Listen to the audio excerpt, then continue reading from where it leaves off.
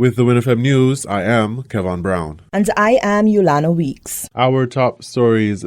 Dr. Denzel Douglas represents St. Kitts and Nevis at Blockchain Congress in Dubai. St. Kitts Prime Minister addresses delayed construction of new smart hospital. What's happening beyond the 90-day campaign? St. Lucia's Prime Minister pledges to provide every police officer with a bulletproof vest, reinforcing the government's commitment to officer safety. Guyana opposition rejects Guyana's election commission's fingerprint capture position. Internationally, Donald Trump's plan to put U.S. aid workers on leave, blocked by judge. Now, the details. The Minister of Investment and Economic Development, Dr. Denzel L. Douglas, shared a two-day forum with hundreds of global investors at the 14th edition of the Global Blockchain Congress in Dubai on February 5 and 6 at the JW Marriott Marquis Hotel. Dr. Douglas said St. Kitts and Nevis has been identified as the emerging country in the Caribbean region where digital economic development will play a significant role in the overall advancement of our people, especially young entrepreneurs. He added, quote, networking among economic citizens is highly encouraged by this government in seeking opportunities for increasing employment and growth in the digital economy driven by technology, unquote. The Blockchain Congress is one of two conferences scheduled to take place in Dubai, United Arab Emirates, with the other to be held later in 2025.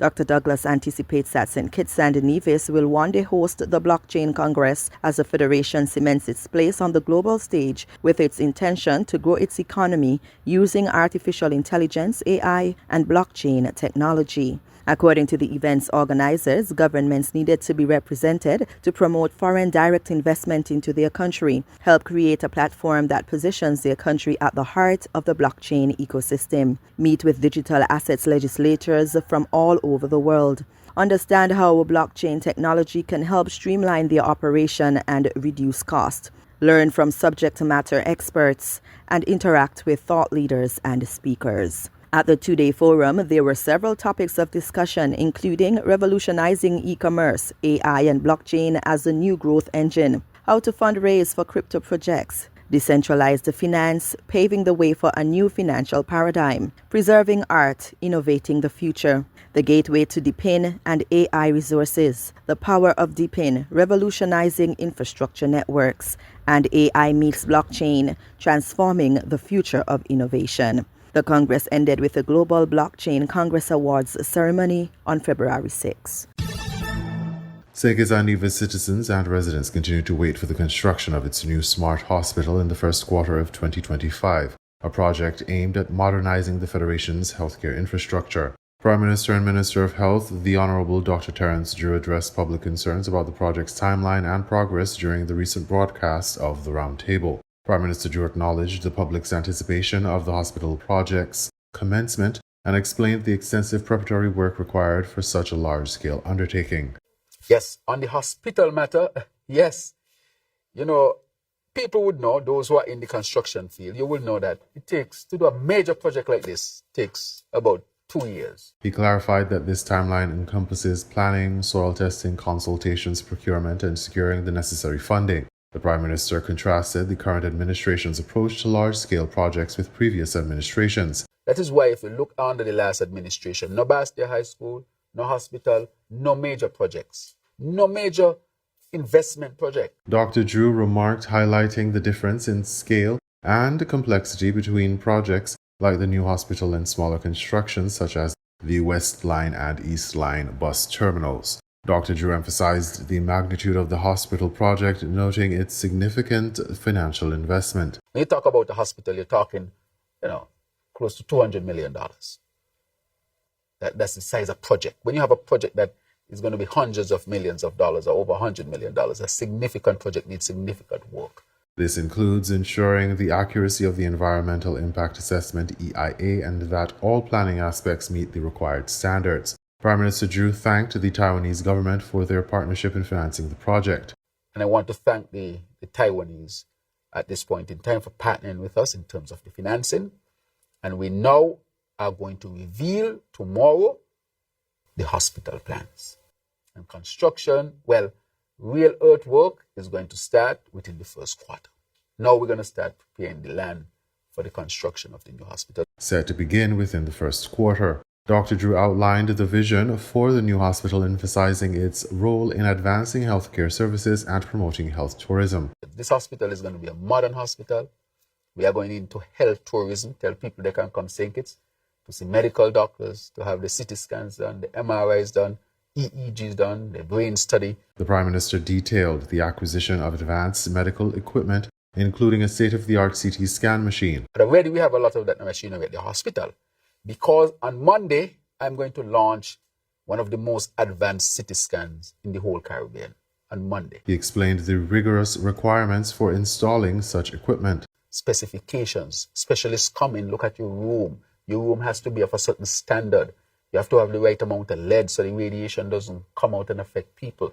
And compliance with standards from the International Atomic Energy Agency and the Bureau of Standards. Dr. Drew reported on the operational status of the new CT scan and the progress in acquiring an MRI machine. I can say the CT scan is working.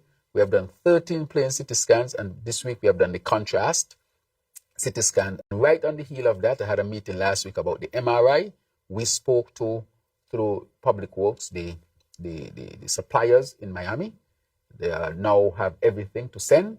So we expect that to be done in the first half of this year. So we should have MRI, CT scan, EEG, a whole flow. Prime Minister Drew cited a recent training program for emergency room doctors conducted by Dr. Maloney, an ER specialist from the United States, and his team from Rutgers University. Recently, we had a team from the United States. I want to thank Dr. Maloney, who is an ER specialist from the United States, who brought a team down to train our ER doctors. And we'll continue that training. That training does not stop, it continues to upskill our people and to upgrade the services at the JNF. The government is not waiting for the new hospital to upgrade healthcare services. We're not waiting for a new building to upgrade our services, no. We are doing that now. Prime Minister Drew highlighted the development of an electronic health record system by the Robotics Association, emphasizing the government's commitment to utilizing local talent. I want to thank the Robotics Association for coming up with an IT solution to electronic health record. They have built an electronic health record at international standards. Just like JAD at international standard, our local people we have tremendous amount of talent. I'm not looking outside unless I'm looking to my people first, because we have the talent here. Dr. Drew acknowledged Dr. Neil, head of the Robotics Association, who was recently declared a Goodwill Ambassador for Science and Technology. Prime Minister Drew expressed gratitude to various individuals and organizations, including those in the diaspora, who contributed to the development of St. Kitts and Nevis. And of course, we will partner with other countries and other people, because that has to be part of how we govern as well. Just like we thank the Taiwanese and others who are working with us, the Cubans in health and so forth, so that we can reach where we want to reach. Two major events are being organized to follow the recently concluded 90-day campaign in St. Kitts and Nevis, confirmed Prime Minister and Minister of National Security, Dr. Terence Drew. One event, A Day of Interruption, will highlight citizen security in schools across the Federation. The other, the Better Opportunity Summit, is also geared towards the Federation's youth. Now, you asked about the citizen security. We have already started beyond the 90 days. For example, we're going to have a day of what we call a significant day where we'll highlight across the schools in St. Kitts and Nevis the matter of citizen security. We will have people going to the school, and a significant day. That day will just be about talking about citizen security. And so we call it a day of interruption, to just go in and just highlight it so much that would be the buzz around St. Kitts and Nevis. All the schools on that particular day had to deal with this particular matter. We are also planning a summit called the Better Opportunity Summit, where we want our young people to come and see the opportunities that are there. For example, do you want to get into solar EV? Go to AVEC, get certified. We had people from Elevate who already went to, AVEC and graduated. And we intend to send more people to AVEC to get graduated. So we are looking for those two significant activities to take place. At the round table on February 6, Prime Minister Drew said much attention is being given to the Elevate program, emphasizing education for its members, training, certification, scholarships, counseling, and rehabilitation. Apart from that, we are doing a number of things when it comes to, for example, how are we treating the Elevate program? we have expanded education to the Elevate program. So we have actual tutors. Listen to this, persons who were rehabilitated from prison, who have 13, 14, 15, and 16 subjects, who are now dedicating themselves to teaching other young people so that those young people can look at a brighter future. You'll be surprised. And what we have done with that program, so we are expanding that program.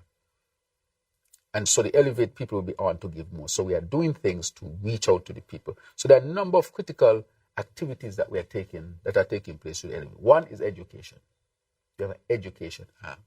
Two is to including sending people to get certified. And we have determined today that we'll offer scholarships as well. They can have scholarships just like any other citizen so that they can go on and study.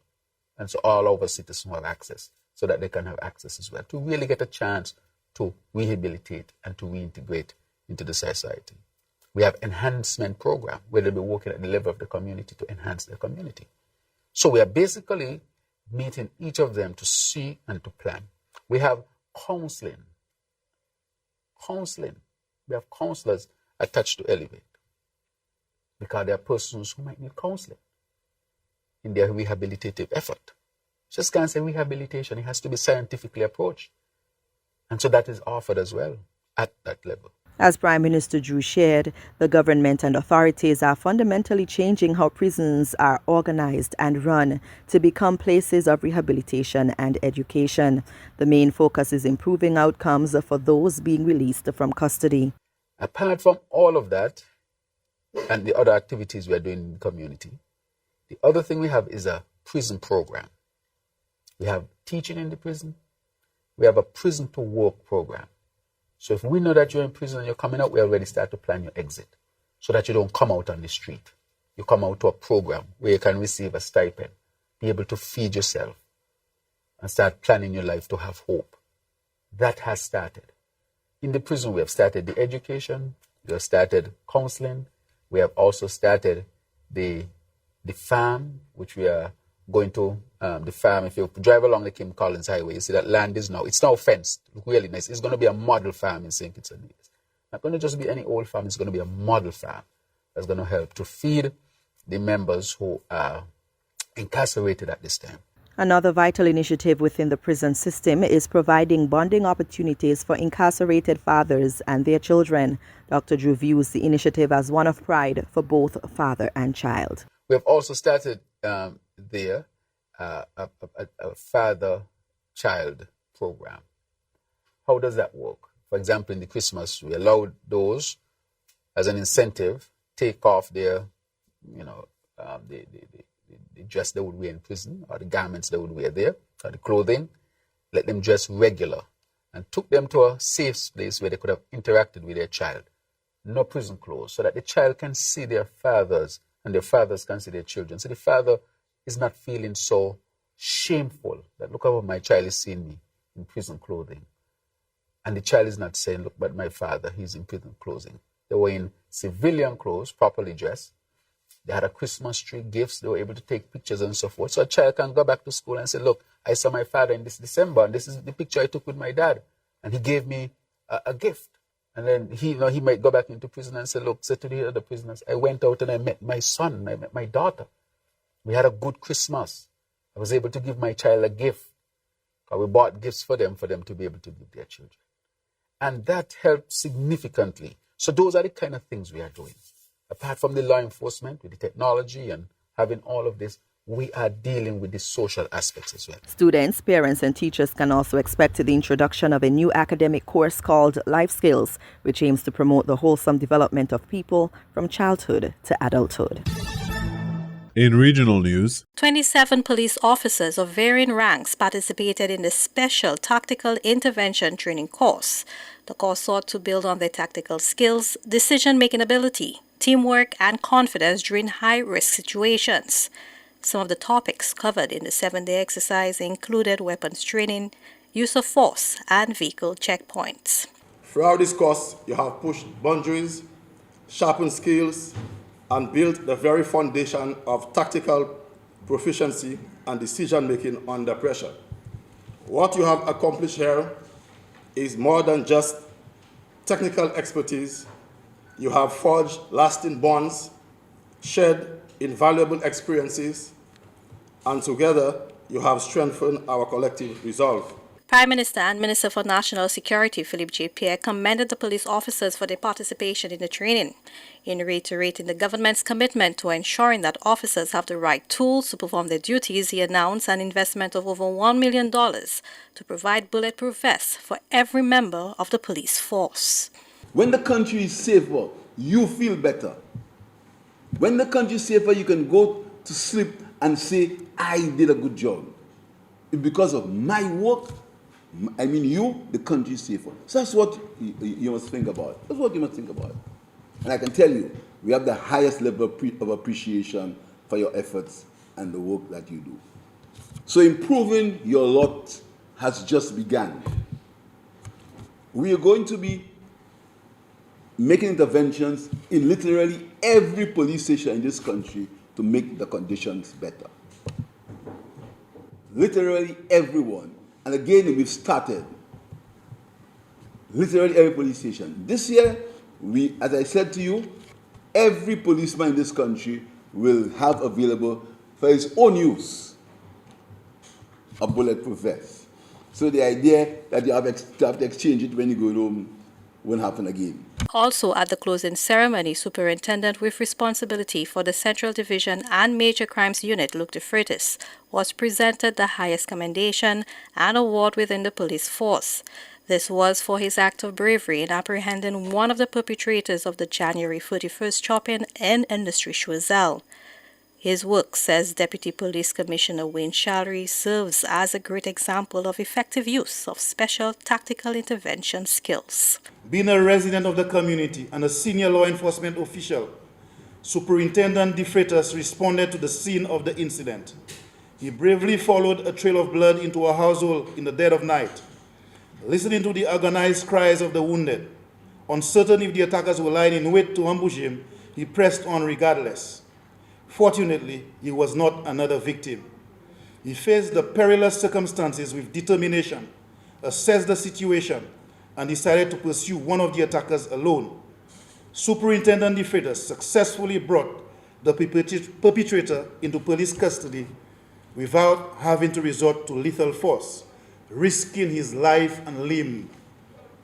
It is for these very reasons that Superintendent DeFreitas, with responsibility for the Central Division and Major Crimes Unit, has been highly commended for his acts of bravery and selflessness, making St. Lucia a safer place for all of us. Because of his actions today, the suspects in this case have been apprehended and charged on 4 counts of attempted murder and are waiting for justice to be done. Mr. DeFreitas was able to apprehend the first suspect within 15 minutes. The Deputy Police Commissioner encouraged the trained police officers to apply their skills in the field to combat the rising levels of crime and violence. For the DBS News World, Zane Romulus reported. Maintaining that enhanced biometrics should be used during the course of the upcoming elections, opposition leader Aubrey Norton rejected a position by the chairman of GCOM, Pradat Singh, that the implementation of digital fingerprint capture cannot be done simultaneously with preparations for the upcoming elections. At a press conference, the opposition leader said the Elections Commission should move ahead with the hiring of a technical consultant to offer advice on the introduction of digital fingerprint capture, as he rubbished Justice Singh's position that a consultant should be hired after the elections. The opposition rejects this latest proposal as inadequate and unacceptable. The GCOM chair is acting as a biased arbiter, when, in fact, she should be seeking consensus. And she's causing Guyanese to raise questions about her competence, integrity, and courage. The chairman of the Elections Commission, in justifying her position, explained that it would be difficult to implement the digital project simultaneously with preparations for the elections. Aside from logistical challenges, she said there must also be technical and financial considerations and political and social acceptance of the proposed project. But the opposition leader today said the election chair lacks the technical competence to pronounce on the implementation of the biometrics technology and project management. The GCOM chair lacks the technical know-how to make such a critical decision. We remain resolute in our stated positions that 1. The integrity and credibility of the next elections cannot be held hostage to the bias and arbitrary decision of the GCOM chair when she lacks the requisite technical knowledge to so do. 2. Her ruling against the use of biometrics in the next election was totally devoid of any technical input from relevant experts and therefore remains deficient and unacceptable. Mr. Norton said instead of dancing around the issue, the Elections Commission must seek proposals from expert firms on using fingerprint biometrics in Guyana for registration and voting. He said the Elections Commission needs the expert advice before it shuts the door on the issue for the upcoming elections. The opposition has been pressing for enhanced biometrics for elections in Guyana for more than 3 years. We now bring you these international reports. To the United States because a judge in Washington has blocked some of President Trump's plans to dismantle America's international aid organization. It came after 2 unions sued the Trump administration, which had notified workers that almost all staff at the world's biggest aid donor would be put on leave. Reports suggested that USAID staff could be slashed from a force of about 10,000 worldwide to just a few hundred. Now, this was the scene on Friday at the organisation's headquarters, where crews were seen removing the signs. The move is part of President Trump's efforts to reshape America's role in foreign aid assistance, but the dismantling of USAID is facing intense criticism at home and abroad. Our North America correspondent Peter Bowes reports. The dismantling of the world's biggest donor of development aid has already started. Signs identifying the agency's Washington headquarters have been removed or covered in black tape. But the fate of its almost 10,000 staff remains unclear. A judge has put on hold the Trump administration's plan to put just over 2,000 USAID employees on paid leave, while the court considers a union lawsuit to try to save the agency. With this ruling, it does provide a reprieve, and it also provides some other relief, we hope, as well for payments that the U.S. government is due to pay the partners and all of those who've been implementing programs long before January 20th. At risk are health and emergency aid programs in around 120 countries, including the world's poorest regions. The United States' current budget allows about $70 billion for international assistance. Donald Trump has argued that the agency doesn't represent a valuable use of U.S. taxpayers' money. When you look at USAID, that's a fraud. The whole thing is a fraud. Very little being put to good use. Every single line that I look at in terms of events and transactions is either corrupt or ridiculous. Opponents say the president's plan is unconstitutional, arguing that Congress is the only entity that can legally dismantle the agency. Peter Bowes, BBC News, Los Angeles. Well, meanwhile, President Trump says he's immediately revoking his predecessor's security clearance, a move that ends Joe Biden's access to daily classified intelligence briefings. President Trump posted that Mr. Biden could not be trusted because of alleged problems with his memory. In a reference to the catchphrase of his former reality TV show The Apprentice, Mr. Trump said, "Joe, you're fired." Former US presidents traditionally access intelligence briefings, though Mr. Biden rescinded Mr. Trump's after his first term ended. U.S. job gains slow in January, but the unemployment rate falls to an 8-month low. The non-farm payrolls report from the Labor Department was a mixed bag, and stocks fell after the report's release. Here to break it all down for us is George Cipollone of Penn Mutual Asset Management. George, January's job gains were 143,000, and they were significantly less than the job gains that we saw in November and December, which were actually revised even higher with this report. So what's behind the big gap down?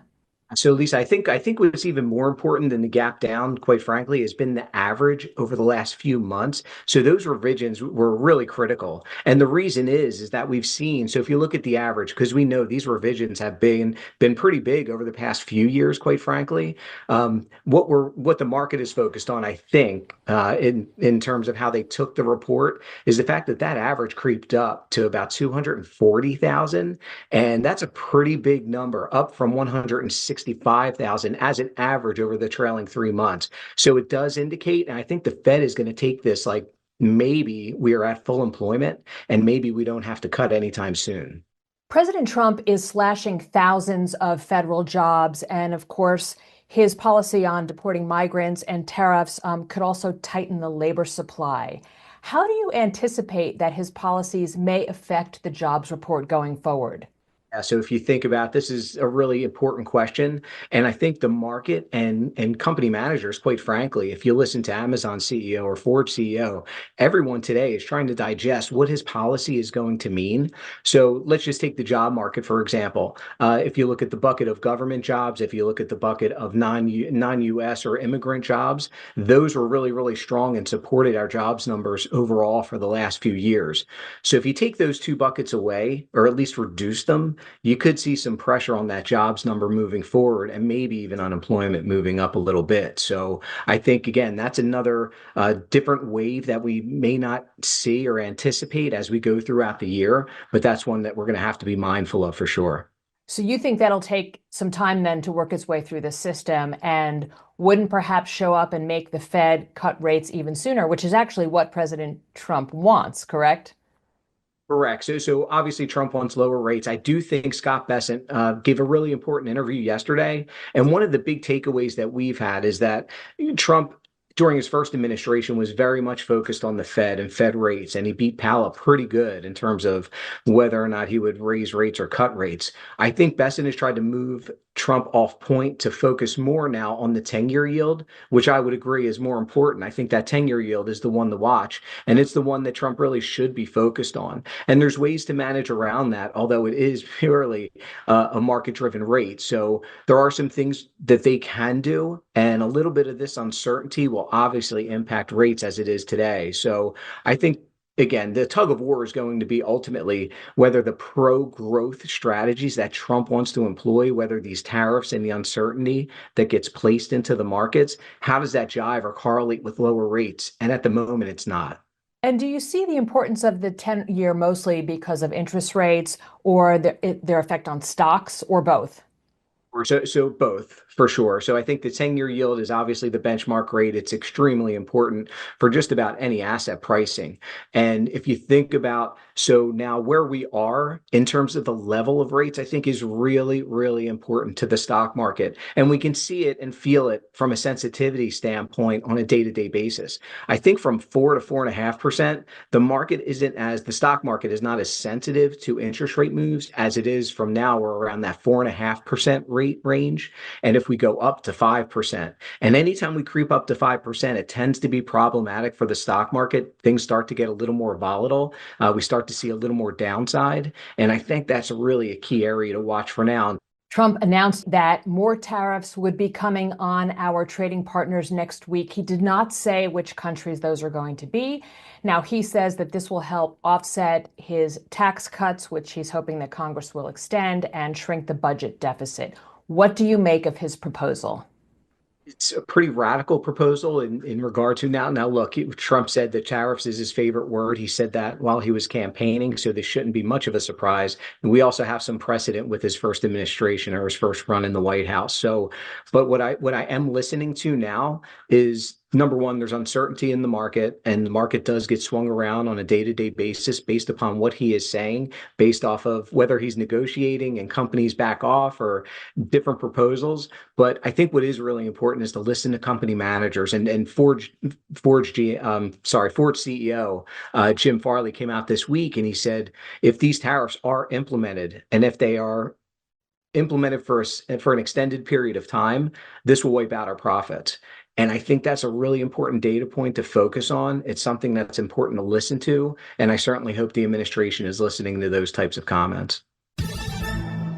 Wall Street's main indexes closed lower on Friday after President Trump said he planned to announce more tariffs on many countries next week, and after the release of a mixed jobs report and weak consumer sentiment data. The Dow and S&P 500 each dropped almost 1%, and the Nasdaq tumbled more than 1.33%. A Labor Department report showed job growth slowed more than expected in January, but the unemployment rate dropped to 4%, its lowest level since May. Also on Friday, a survey showed consumer sentiment dropped unexpectedly in February to a 7-month low, and inflation expectations skyrocketed. Meanwhile, Trump telegraphed more tariffs without saying which countries would be hit, while suggesting the plan could also solve U.S. budget problems. Tariffs could also hurt some corporate profits, noted George Cipollone, portfolio manager at Penn Mutual Asset Management. I think what is really important is to listen to company managers. And Ford CEO Jim Farley came out this week and he said, if these tariffs are implemented and if they are implemented for an extended period of time, this will wipe out our profits. And I think that's a really important data point to focus on. It's something that's important to listen to. And I certainly hope the administration is listening to those types of comments. Stocks on the move Friday included Uber, which jumped 6.6% after billionaire hedge fund manager Bill Ackman disclosed a large stake in the company. Shares of Amazon fell 4% due to weakness in the company's cloud computing unit and lower than expected forecasts for first quarter revenue and profit. Expedia shares rose more than 17% after the online travel platform posted better than expected fourth quarter results. And Elf Beauty tumbled 19.6% after the cosmetic company cut its annual net sales and profit forecasts. You were listening to the WINN FM 98.9 newscast. Our top stories were: Dr. Denzil Douglas represents St. Kitts and Nevis at Blockchain Congress in Dubai. St. Kitts Prime Minister addresses delayed construction of new smart hospital. What's happening beyond the 90-day campaign? St. Lucia's Prime Minister pledges to provide every police officer with a bulletproof vest, reinforcing the government's commitment to officer safety. Guyana opposition rejects Guyana's election commission's fingerprint capture position. Internationally, Donald Trump's plan to put U.S. aid workers on leave, blocked by judge. Thank you for listening.